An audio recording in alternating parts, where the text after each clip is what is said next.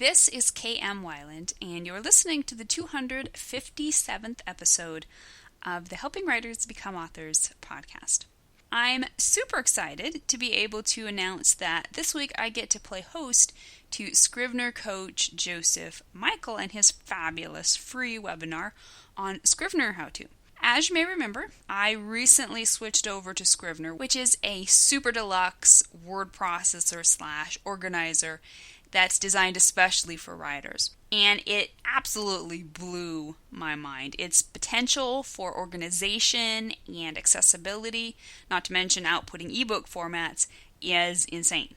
And Joseph is absolutely great at helping Scrivener addicts and newbies alike, and I guess I fall into both groups, figure out how to maximize this program to its full potential. So, I hope you'll be able to join us for his free webinar presentation this Thursday, August 28th at 4 p.m. Eastern Daylight Time.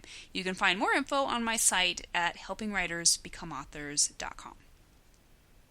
The latest post in the video series on my blog is Want a Tight Story? Streamline your symbolism. It offers a surprisingly simple tip for creating the kind of powerhouse story that features both varied and rich themes. To find the post, visit my site. And now I hope you enjoyed this week's podcast entitled The Impact Character: Why Every Character Arc Needs One. When we think of necessary characters, we tend to come up with obvious choices such as the protagonist, the antagonist, and maybe the mentor, love interest, sidekick. Impact character probably isn't at the top of your list, but it should be, because you can't create a character arc without one. Impact character is the term coined by Dramatica authors Melanie Ann Phillips and Chris Huntley to describe what is just as accurately termed by editor Roz Morris the catalyst character. This is the character who slams into your protagonist, catalyzes him into change, and has a major impact on his life. The impact character is the one who enables, empowers, or sometimes just plain forces another character or characters to change. Basically, this is a flat arc character.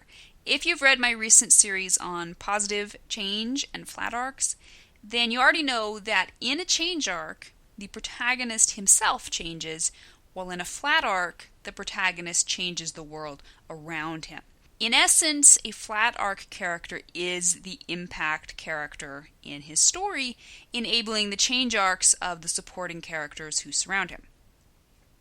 Alright, but riddle me this. Who is the impact character in change arcs? That is, of course, the whole question. The impact character may be a friend, or he may be a foe. More on that in a minute, but for now suffice it that his actual role in the story isn't what qualifies him as the pivotal character in your protagonist's change. So, what does? Think of it this way. If the antagonist represents the story's outer conflict, then the impact character represents the inner conflict. Just like the antagonist, the impact character is a conflict causer. Just like the antagonist, he's at odds with the protagonist.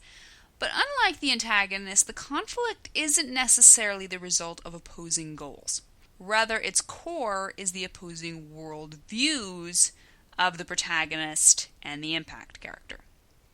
The protagonist believes the lie. The impact character, Lucky Dog, already knows the truth. Throughout the story, the protagonist and his blind faith in his lie are going to keep running smack into the impact character's truth. The protagonist may want to be left in peace with his lie, but the impact character's persistent presence keeps churning up the protagonist's awareness of the truth and creating internal conflict. Rochester keeps inspiring Jane Eyre, eventually to his temporary detriment, to view herself as his equal. The ghosts of Christmas keep prodding Scrooge out of his inveterate miserliness. And Mattie Ross keeps dragging compromising lawman Rooster Cogburn onto the road to justice. The impact character may or may not be actively trying to get the protagonist to see that truth, but he's going to be there at pivotal moments in the story to help the protagonist see the errors of his ways. He has the answers the protagonist is looking for, even though the protagonist won't know that at the beginning of the story. And those answers are going to end up being pivotal in the protagonist's ability to conquer the antagonist and the external conflict in his quest for his story goal. As Morris explains in her book, Writing Characters Who Will Keep Readers Captivated, the impact character can take just about any form within your story. They might be mentor characters. These are figures who guide the protagonist into a new world, awakening the qualities they need to meet the challenges they must face. Typically, they're a coach or a father figure. They sometimes perish when they have fulfilled their role, or, in a betraying twist, they might turn out to be a formidable antagonist. Note that just because the impact character understands the specific truth needed by the protagonist, this does not mean he has all the truths figured out.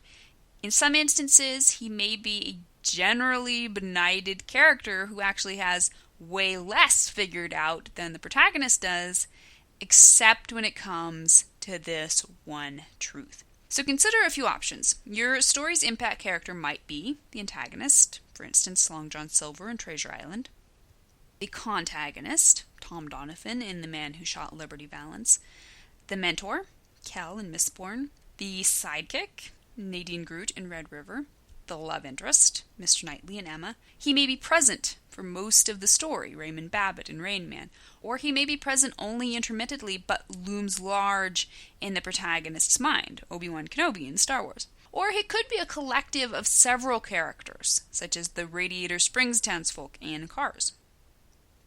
The impact character is the pivot around which your changing character's arc turns. A character can't change without something that impacts him by consistently and convincingly conflicting with his belief in the lie.